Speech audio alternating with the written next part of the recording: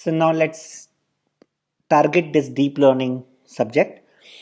In deep learning, as the name states, we will enhance our learning what we have done in machine learning side.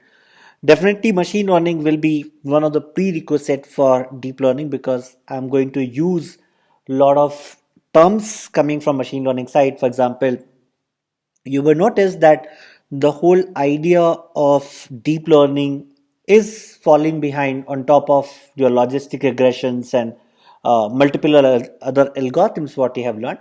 So all those maths and everything will still be applicable here. Now, whenever we talk about deep learning, there is one very interesting concept which always comes in our mind: neural network. In fact, this is what you might be hearing a lot: neural network.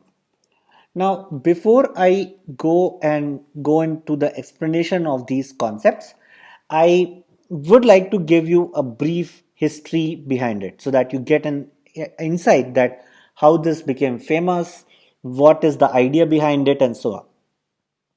In neural network also, there was one thing which became famous, and it became famous in 1957. So you can make out it's very old thing, something called as perceptron.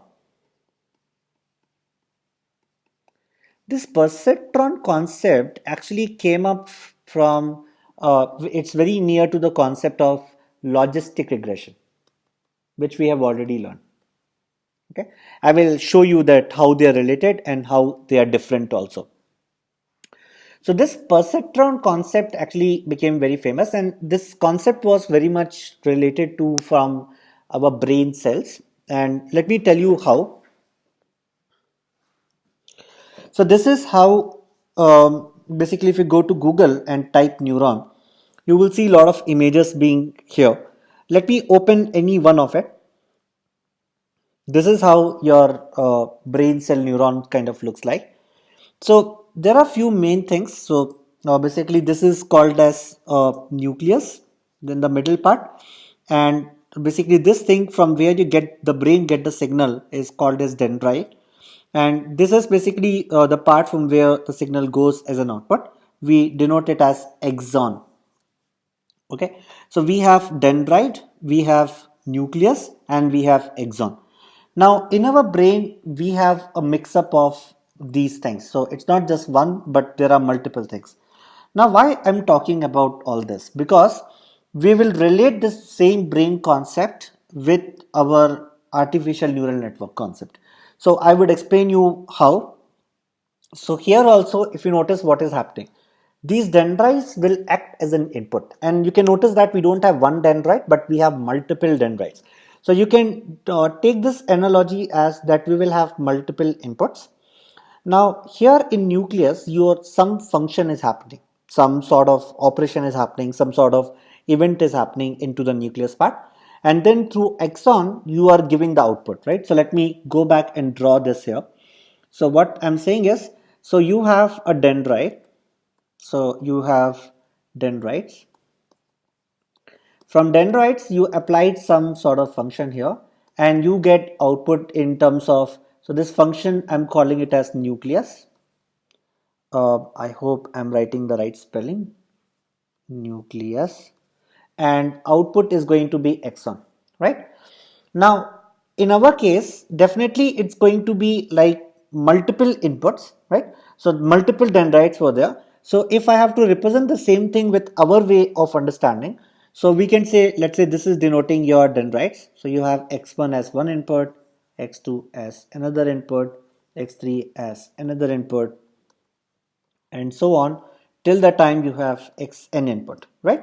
So let's call all this as input. Think of it like a dendrite here. These are your input. Now what is happening? There is an intermediate part here which we are calling it as nucleus, right? So let's say this is a nucleus part, so I'm calling it as a function. And what is the operation we are doing, because there are so many inputs coming, right?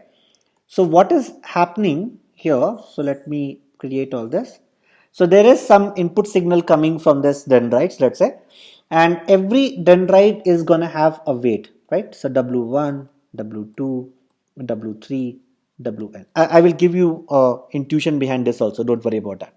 Now, so we are doing a function, but we are doing function collectively on all my input for all my dendroid.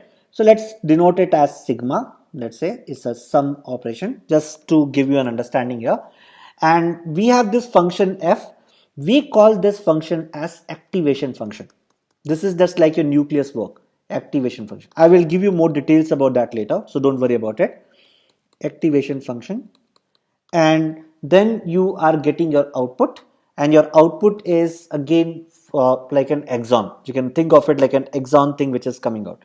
So what is happening here, we have like my input, we have weights being attached to it, and we do some sort of activation function to it, just like nucleus will do some operation on it, and again give the signal to my other basically exon, so that the exon can again give it to dendrites and it can go to another nucleus. I will talk about that, what exactly I'm talking about.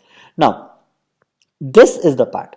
Now here, think about like this. When you were as a kid, right, at that time you learned basically from your parents, like they used to tell you, if you touch this thing it's very hot, and basically in that case don't touch it, right? So let's say there is something available and your parents are telling you that, you know, this is hot. So basically you would and we if I ask you this question, you will always say that yes, that have at least happened once in your life.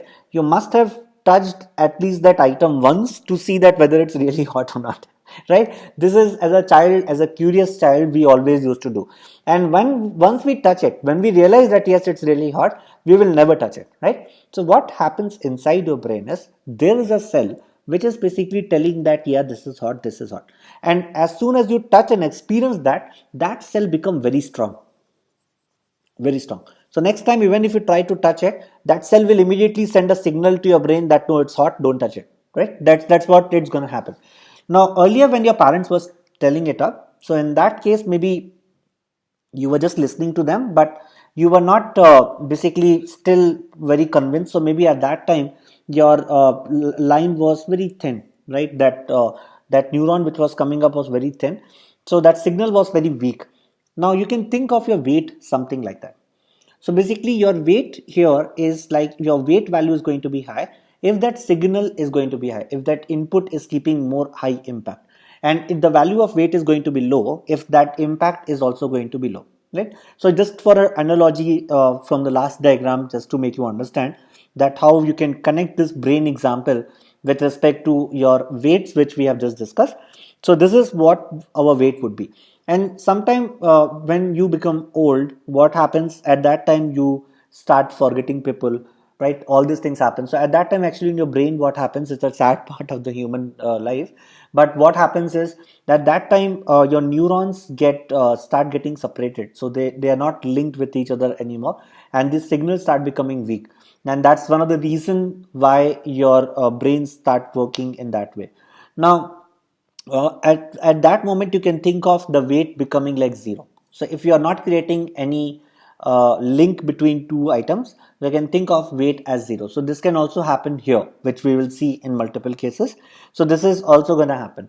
So I hope you got intuitive understanding of what is happening here. So what is really happening here, I have a neuron in the brain. It is taking some input and returning some output. That is what we have just understood, right? Now we will connect all the dots from the next lecture, that how we connect multiple neurons and work on it.